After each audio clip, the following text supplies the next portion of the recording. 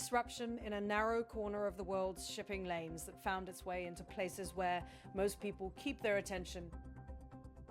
The gas pump, the kitchen table, the campaign trail, what started as a tactical move on a distant battlefield has threaded itself into the seams of domestic politics and industry policy, forcing an administration to choose between quick fixes and a strategy that looks beyond the next news cycle. President Donald Trump has repeatedly faced that choice from the White House. His team has leaned into short-term measures, waivers of long-standing maritime rules, tactical moves to free up capacity, and extensions meant to keep fuel moving inside the country while markets catch their breath. Those steps are straightforward in intent: ease bottlenecks, move gasoline and heating fuel from where they are to where they're needed, prevent panic at ports, and immediate in effect, but they come with trade-offs that reach far beyond the temporal. Relief they offer, at the heart of the debate, is a century-old law that governs domestic maritime trade. The Jones Act requires that cargo moving between US ports be carried on American-built, American-owned, and American-crewed vessels. Its defenders argue that it sustains a domestic shipbuilding industry and maintains surge capacity for national security. Its critics say it raises shipping costs and in moments of global crisis can limit the ability to move fuel quickly across the country. Policymakers have long used waivers as a pressure valve. In emergencies, foreign-flagged ships can be allowed to carry fuel domestically, widening the pool of available tankers and smoothing logistics. Those waivers are meant to be temporary. The political and economic strains of the moment are testing whether temporary measures will remain temporary. Voices from the street make the stakes clear. A New Yorker said, "Gas prices right now is insane. Like, no, you can see right here is $5 insane. Like, no, you can see right here is $5 insane thing." And it didn't even fill up the gas well. With $50, it's going to be only 2 gallons. That's really insane, man. I mean, this is downtown, but $5 is still a little bit, outrageous. But even I live in the Bronx and I have a premium car, so I have always have the short end of the stick, so I'm paying $70, almost $80 a tank for, you know what I mean, my vehicle. And thankfully, I don't got to pay for this vehicle. But still, even as a company, that still hurts. Even though I don't see it, but $80 for regular is crazy. Those words are blunt and immediate. They capture how geopolitics translates into household arithmetic.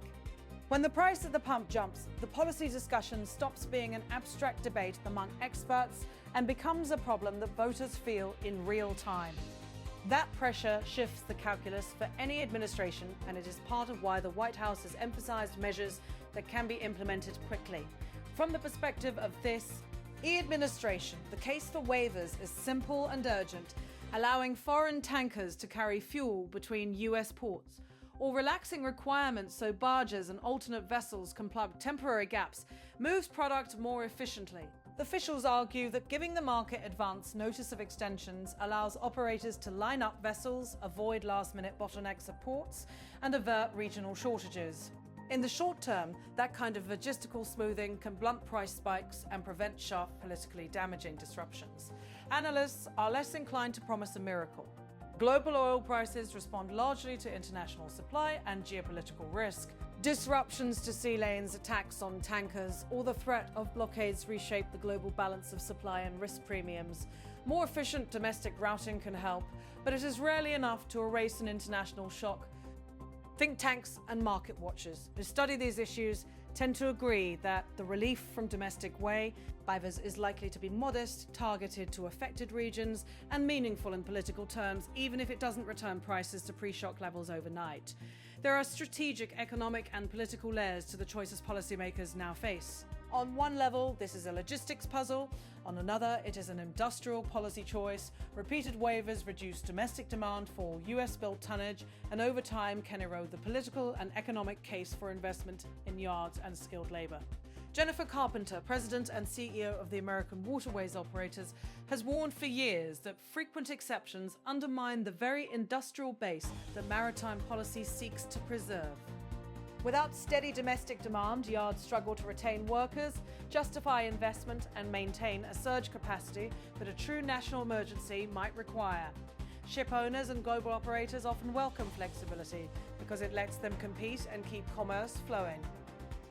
Coastal shipbuilders and unions see short-term relief as a potential long-term problem. The Jones Act was always a bargain of sorts, a monopoly on domestic routes in exchange for a guaranteed industrial base that could be called upon in wartime or crisis. When the guarantee looks less certain, the logic phrase rebuilding shipyards and fleets is expensive and slow. It needs sustained demand, investment, and policy certainty. If waivers are repeatedly used as a quick fix, that investment calculus becomes harder to make. The international picture has made these questions more urgent.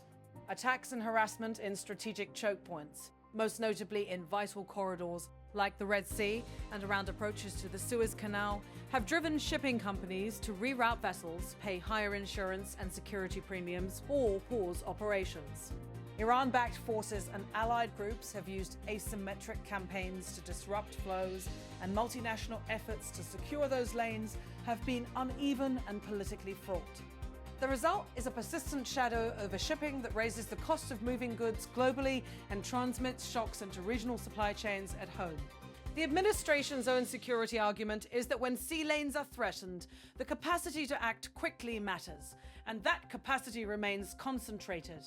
Some officials press the point that only certain countries, including the United States, can project the kind of naval power necessary to keep crucial passages open against state-level interdiction.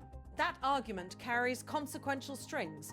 The use of military force to guarantee passage can draw the country deeper into regional conflict. American officials have also urged allies, especially in Europe, to step up. The logic is diplomatic and practical. Shared risk should mean shared responsibility. If partners take more robust action to protect routes, the burden on any single government is reduced. If they do not, Washington faces harder choices that mix economic policy, military posture, and diplomatic outreach. Within the United States, the political math is plain.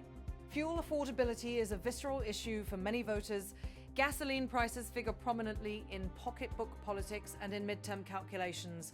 When voters feel pain at the pump, they look for someone to blame, and that perception often outpaces policy nuance. The White House has shown an awareness of the optics, crafting rationale for waivers and strategic moves in tones meant to appear responsive rather than reactive. Whether those moves will be judged as adequate depends in large part on how quickly consumers see tangible relief. The human side of the story is threaded through small, repetitive decisions. Whether to take a trip, what to spend on groceries, how to budget for the month. One commuter said, "I will say that every time I'm pulling up to a gas station now, it's a little bit of a hesitation now. It's a little bit of a hesitation to know that it's going to cost a bit more than it did, before." Hesitation multiplied by millions changes behavior. Fewer discretionary trips, tighter household budgets, and compressed margins for small businesses all have ripple effects on local economies and the political mood. For industry groups, the tension is between preserving an industrial base and meeting market realities. Trade associations representing shipbuilders and workers tend to emphasize long-term capacity and national security. Operators and shipping companies emphasize flexibility and the immediate need to keep commerce flowing. Lawmakers feel both pressures, from constituents flinching at prices and from districts that rely on yards and maritime jobs. The policy choices today will shape whether those yards survive and whether the nation has the surge capability it designed the law to protect. There are pragmatic policy tools on both time horizons. In the immediate term, targeted waivers, strategic releases from emergency petroleum reserves, and diplomatic pressure to key alternative routes open can blunt shocks. Those moves will not solve global supply-demand imbalances, but they can limit regional scarcities and provide political breathing room. Over the medium and long term, the priorities shift to reinvestment in shipbuilding and maritime capability, better contingency planning for choke points, diversification of supply chains, and stronger multilateral arrangements to handle maritime disruptions. These are not quick, popular, or cheap answers. They require steady, patient work and bipartisan buy-in that is often hard to sustain. Political consequences hinge on perception as much as policy. When voters judge their monthly bills, they rarely have the time to pass complex causes. The administration's choices, therefore, are as much about framing as they are about effectiveness. If tactical moves are seen as genuine efforts to protect consumers, they can buy political latitude. If they are perceived as band-aids that hollow out American capability. So the longer-term political costs could be severe. Yet resilience persists. Markets have shown an ability to reroute and adapt. Emergency mechanisms have been mobilized and supply has been maintained, even as costs rose. That does not mean the system is invulnerable. Repeated stress, prolonged uncertainty, and the hollowing out of domestic capacity increase the odds that a future shock could be more damaging than anything seen to date. Resilience without investment is brittle. There is a practical question beneath the politics. What does the nation want to trade for short-term relief?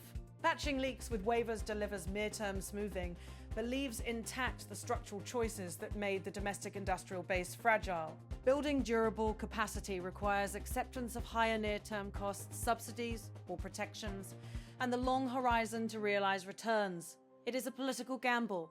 Protect consumers now and risk long-term weakness, or accept temporary pain in service of a path. Sturdier supply backbone. As the debate plays out, the narratives on both sides will matter. Supporters of waivers will cast them as necessary flexibility in the face of extraordinary global pressure, a practical step to keep gasoline and heating fuel flowing to families and businesses. Opponents will argue that frequent exceptions erode the very capacity the law was designed to ensure, and that without a plan to rebuild domestic yards and fleets, the country's ability to surge will diminish. The choices are not purely domestic. If European and other international partners step forward to protect choke points and share the burden of maritime security, the burden on any single government eases. If they do not, the United States will face decisions that mix economy and force in ways that could reshape foreign policy priorities. Between tugboats and tankers, between dry docks and gas nozzles, the country faces a simple political truth. People will remember how these decisions affect their daily lives long after the technical justifications have been debated. Politicians who hope to insulate themselves from that memory take a risk. In the end, the contest is between the politics of the next month and the strategy of the next decade. The administration extends a waiver. Shipowners adjust their schedules, families tighten budgets, industry groups issue warnings, and analysts caution that relief will likely be modest. Lawmakers talk about safeguards and long-term plans. Somewhere in that churn, the country must decide whether we'll patch the leak now or invest in a hull that will withstand the next storm. The answer will define not only maritime policy, but who bears the cost when global risks wash up against household balance sheets.